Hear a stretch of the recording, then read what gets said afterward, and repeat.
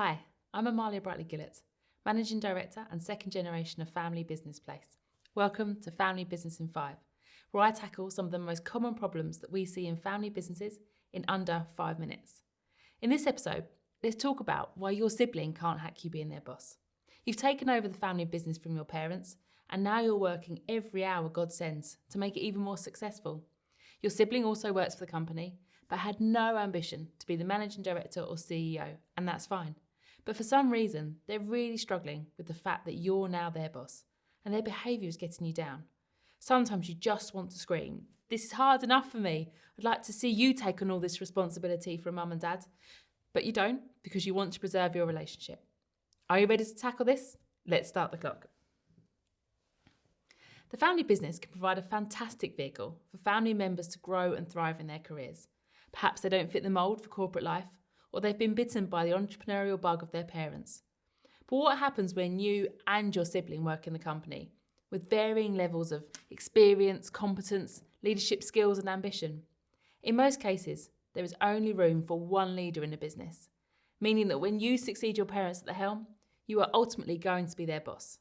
This can very often cause a huge rift between siblings who were previously very close. As siblings at home, you were raised equal, afforded the same opportunities, loved equally by your parents, given the same pocket money, thrown the same birthday parties, equally supported financially for university or your first home. But now that you've been chosen to lead the family business, suddenly the relationship feels unbalanced.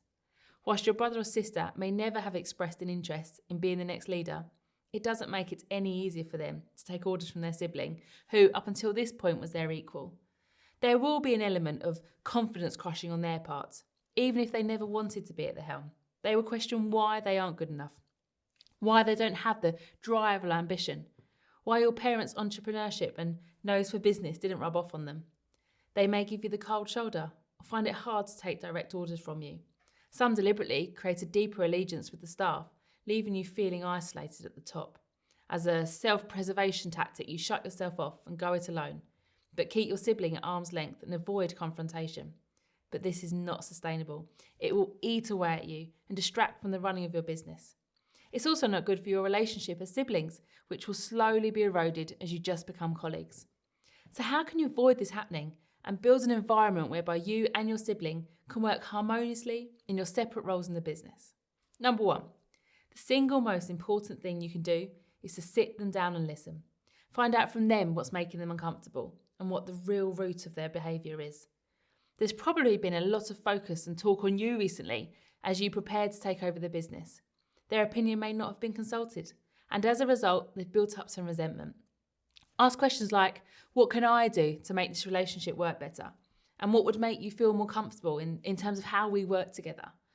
You may decide that they work under someone else, a non-family member, rather than reporting directly to you. That way, they have someone to talk to and be accountable to without blurring the lines of your relationship. Number 2, create a bespoke personal development plan for them. In fact, everyone in your business, or at least the senior management, should have a clear path of where they're going and how they're going to achieve it.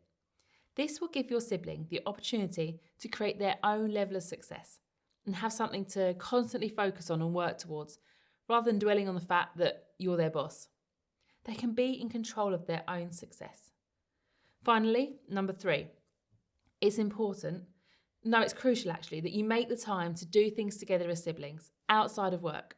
Imagine if you didn't work together. You'd probably spend lots of time with your families, getting together at the weekends, doing things together. But because you already see each other 5 days a week, at least, you probably avoid doing that. It's important to remember that time as a family is very different. You go back to being equals as siblings. It will help you understand what's important in their life and rebuild that bond. Why not try doing something that they're passionate about? Give them the chance to teach you a thing or two and turn the tables on your Monday to Friday work relationship. My mum has a saying, you can always get another business, but you can't get another family. And it's absolutely true. If your sibling just can't hack working for you, then perhaps it's time they found their happiness elsewhere for the sake of your family relationship. But let's recap on the 3 simple things you can do to try and avoid this happening. 1, sit them down and listen. Get to the real root of the problem and understand what they're thinking. 2, create a bespoke personal development plan for them. Allow them to create their own level of success, even if they're never going to be the leader. 3. Make time to do things together as siblings. This will put you back on an equal footing and stop them feeling like the underachiever. If you can do these 3 things and start communicating honestly, there's no reason why they can't become your strongest supporter and encourager as you lead the family business into the future. Right, stop the clock. Look at that, smashed it in under 5 minutes. Okay, I'll leave you one final thought. The more successful your family business, the bigger your family's impact.